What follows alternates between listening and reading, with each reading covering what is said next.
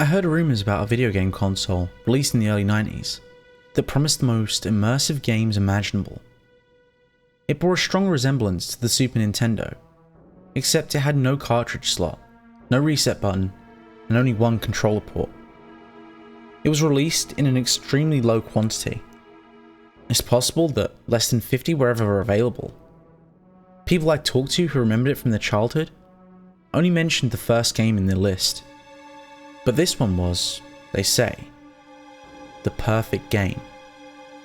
Lifelike graphics and sound, even by today's standards, and an endless supply of new fun content, solid gameplay. The controls were responsive to the point of precognition, they recall, and the single controller port was all that was necessary. The NPCs in the game were smart enough to be just as entertaining as real players. It was quite literally a game nobody wanted to stop playing, and the people I interviewed all remarked somewhat bitterly that their parents forcibly dragged them away from the television set after a few days of continuous playing and threw the console in the trash. I was intrigued by what I knew so far, so I went looking for more people who remembered this relic of gaming history. I searched high and low for anybody besides the handful of people I'd already talked to, and after a month of painstaking investigation, I found two independent accounts. They had a much harder time remembering the specifics of the console, but I was able to jog their memory by repeating what I had in my notes. I could see their eyes light up a little, remembering the perfect game. But both of them said, that's not all the game could do. Both of them said that the interface was complete, and I inquired what exactly that meant. After a few days, apparently, the game started having a positive physiological effect.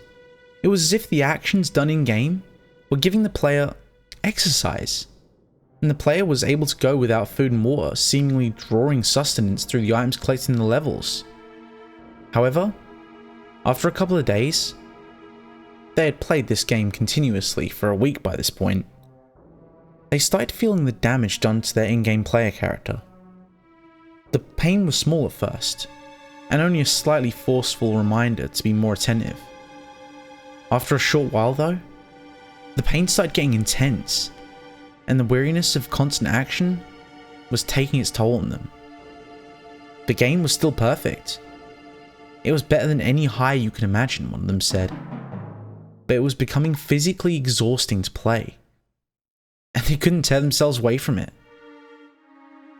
I was almost done with one level, and I was fighting a boss that used a whip, the other interviewee said. I remember the whip was a one-hit kill. I had to start level over, but I remember the searing pain where it lashed me across my arm. He then unbuttoned the sleeve of his shirt, and I could see a scar twisting around his arm. Yeah, it was getting that bad. Both of them said their parents returned to the house 9 days into the marathon game session and forcibly dragged them away from the console and took them to the emergency room. The console was gone when they got back home, thrown away like all the others, I bet. I couldn't find any other people who even knew what I was talking about. The rumors had stopped there, and I was left with incomplete knowledge about where I could even find one of these consoles.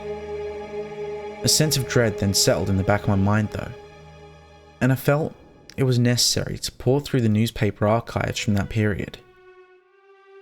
I was trying all sorts of variations on bootleg console in an online search database, and what I finally stumbled upon was shocking.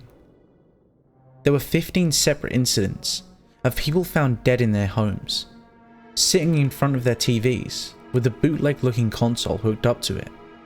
They had a butchered appearance, most commonly with some found in pieces, and autopsies revealed that the internal organs had dissolved. One article had remarked that the TV was just displaying static, and that they couldn't get the console to power on. Local officials tried contacting the manufacturer of the console, but the owner's manual and the information on the sticker of the back of the console both referenced an address that led to a site of a warehouse demolished over 80 years ago. Thank you for sticking around to the end. If you enjoyed today's story, don't forget to leave a like. And if you want to hear more stories like it, don't forget to subscribe and click that bell icon. That way you'll never miss a story. Oh, and if you haven't already, don't forget to follow me on Twitter so you can keep up with the latest goings on the channel.